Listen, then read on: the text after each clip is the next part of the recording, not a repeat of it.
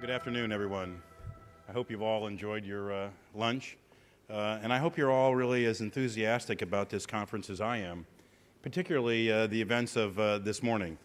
I mean, I think that the mayors collectively have really got it. I mean, they really are committed to doing whatever is necessary to really achieve energy conservation and a more sustainable world.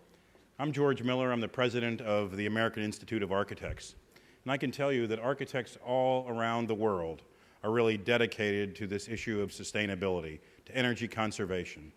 The American Institute of Architects has 83,000 members. And as part of our organization's focus on the sustainable design effort, we have a commitment which is called the 2030 Commitment. And much like the commitments that you've heard of this morning, the American architects are working to design all of our buildings to be carbon neutral by 2030. It's a big challenge, and there are many, many obstacles to overcome, but we've set it as a goal, and we're working very, very hard to do that. This afternoon is the first of what is called Stream B, as you know from reading your material, and Stream B is reimagining existing buildings in the low-carbon, high-quality city. I really like that description, by the way. Combining low carbon and high quality in our cities. I mean, that is really what we need to do. Quality is really important. And across the United States in this past year, I've been kind of telling the story of the importance of design and how design matters in everything that we do. And we've been really trying to elevate the voice of architects really all around the world in their communities and to help the public understand the value that architects can bring to design. With so many of our partners in the engineering community, we think we can really make a difference. Just to outline the activities of this afternoon, plenary afternoon sessions and tomorrow's, there are 5 topics that we're going to be addressing. The first and the focus of this panel is going to be optimizing the opportunities for reducing energy use. This, of course, in existing buildings.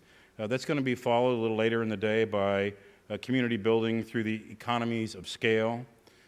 The third is financing for efficiencies in existing buildings. You've heard the mayor of New York, where I come from, speak of some financing alternatives for really achieving better energy performance in our existing buildings. And of course you heard, and we've all agreed that, you know, for the next 20 or 30 years, the housing and building stock that we have available is going to be the buildings that we're going to be using for that period of time, and so it really is important that we focus on the energy efficiencies of those buildings.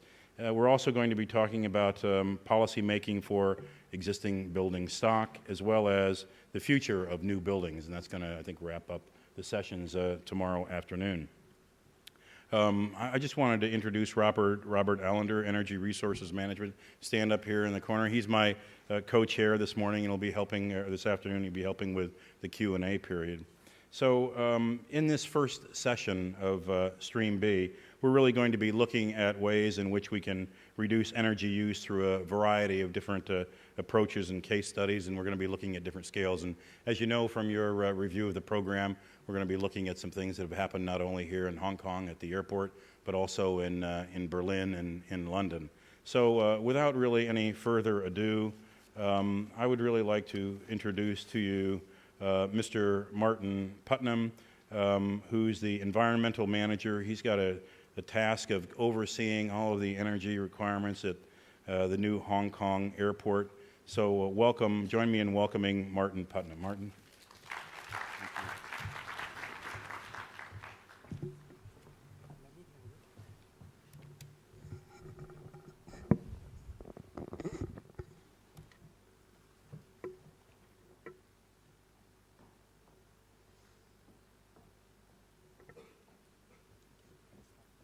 Thank you very much, George. It's a great pleasure to be here. I am conscious that we're following some very senior and wise speakers this morning. I think this afternoon, well, my speech anyway, or my talk will be a little more nuts and bolts about what we're actually doing at the airport in terms of reimagining perhaps a relatively new building stock. The airport, I think, for cities, airports are incredibly important and for countries, and They're integral to the success of cities. I think the airport here is a key reason why the city is an international financial centre, for example. So they're absolutely critically important to cities. And it's also, by the same token, they're very visible, and it's important that we manage our environmental responsibilities, sustainability responsibilities very well. So that is the expectation of us, I think. So just to reintroduce you to the airport, it is relatively new. It opened in '98. It had designed-in efficiencies. I think that's important. That was one of the mandates of the master plan. So it is an efficient airport already. For example, we have great interconnectivity with public transport, train to the city, and so on, just one example. But we are, of course, as a very actively managed facility, looking to continually improve in terms of environmental efficiency and so on. Just to background on the airport, we are less than 1,000 staff, but we have a very large infrastructure portfolio. Many buildings, and of course we manage the whole of the airfield, so it is a huge amount of energy that it's a modestly large amount of energy that we use. I think we're the third biggest client of CLP. In terms of our buildings and facilities, we have the green is our building portfolio, so we have large buildings. We also have very large sort of shared use areas like the airfield, which we have responsibility for, and electricity really accounts for 96% of our carbon footprint. So if you're looking for where to prioritize your intervention, of course it's in those areas. We focus on the high energy demand areas, and I think like any other building or organization in Hong Kong, our air conditioning accounts for over 50% of our electricity use. So that's the priority, I think, and that's what I'm going to talk about in this short presentation. In terms of our air conditioning services, at the design stage we went through the process of trying to rationalize what cooling process we should have, and we ended up using seawater cooled, and direct seawater cooled chillers were adopted, and we also decided to have centralized pumping stations which take seawater to all of the large buildings on the airport, actually, not just the airport authority buildings. Just to put that in pictures, that little red square is one of our pumping houses, and that pumps seawater to, as well as our buildings, the hotel, the air traffic control tower, all of our key buildings, terminals and so on, ground transportation centre, the station. Across the other side of the airport, there's another pumping station which takes seawater to all of the large buildings down there. So you're getting that efficiency at the opening stage for the airport, which is quite considerable efficiency. So our priority is intervening in these very interesting cooling systems, and there's a picture of one of our cooling units. And our challenges of doing that is that they have a long asset life. They're pieces of kit that have a 30-year probably asset, some of the pieces of kit. And we really have to address the soft options before we can get to replacement of that sort of equipment. I'm sorry about this, but these are our... If you go to the previous slide, you can see the sort of shape of the buildings. The Terminal 1, the ground transportation centre in the middle, and Terminal 2 on the near side of this picture.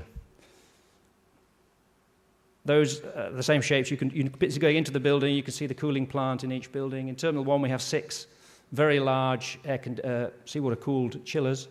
The GTC, 3 smaller ones, and then in our Terminal 2 we have an array of different sized chillers, plus in our 2 towers either side of that terminal. We also the seawater is pumped in from that pumping station. It goes through our chillers, and then the chilled water goes out to the air handling units in the building and cools the building. In terms of continually addressing the soft system side, or soft system intervention, I suppose, those chilled water cooling stations have variable frequency drives, and it's taken many years to try and match that capacity with the sort of cooling demand in different parts of the building. They do allow part load operation, and I think we now, over 10 odd years, have got a very efficient way of providing cooling to the parts of the building that need it at the right time. We also, incidentally, have quite an efficient cooling system at the airport, whereby we cool just the lower 3 meters of the buildings. The air above is at ambient in the summer, so it's not wasted cooling effort. So once you've done the soft intervention, what can you do? What can you do with your big infrastructure and your big assets? Well, we've taken stock over this in the last year or so, and I think we've discovered that our cooling capacity is limited within each building, for each building, so there's an opportunity. And how do we optimize the cooling capacity we have across the infrastructure that we have? I think you get a better idea if the cooling is just the bottom 3 meters of this big internal area, which is quite efficient. But if you look at our existing cooling operation, sorry about the graph, but basically we've got these high volume chillers, which you can't part. It's hard to part load them. So when you get to a certain point in the summer, you have to turn the switch. You've got 6 chillers, you go from 3 to 4, and you get a big jump in energy use. You can't really put a half switch on. So you get this red line, which is actually wasted energy. So what we're trying to do is address that challenge as an intervention. And we have this excess chiller load, which is quite significant in the buildings of the size that we operate. So I'm going back to this picture again. What we've done, or what we're planning to do this winter, I will say it's underway, it's been approved, is we're just going to connect those 6 large chillers to the slightly smaller chillers in the ground transportation centre. And we've also found that we have slight undercapacity or overcapacity in Terminal 2. So we're going to move one of those chillers, this is like a low-load chiller, into the Terminal 1 cooling system. So that actually gives us a great deal more flexibility in cooling large indoor spaces. Sorry about this. This is the shapes of the buildings again, which I've superimposed so you can see. The intervention that's required is the green line between the ground transportation centre and Terminal 1. So it's quite a modest intervention to get, it's almost like a localised district cooling system. And that's the intervention. It goes inside the ceiling void or ceiling mounted. So it's not a huge piece of work, and it doesn't go under roads and so on. Then, of course, there is capital cost. You have to make the business case, which we've tried to do with our senior management successfully. And that's often the key, is getting approval for an intervention like this. And just to show the improvement, this is the before graph. And when you can actually use chillers in a phased way and efficiently, the actual cooling much closer matches the actual cooling demand in the building by phasing in different chillers at different times.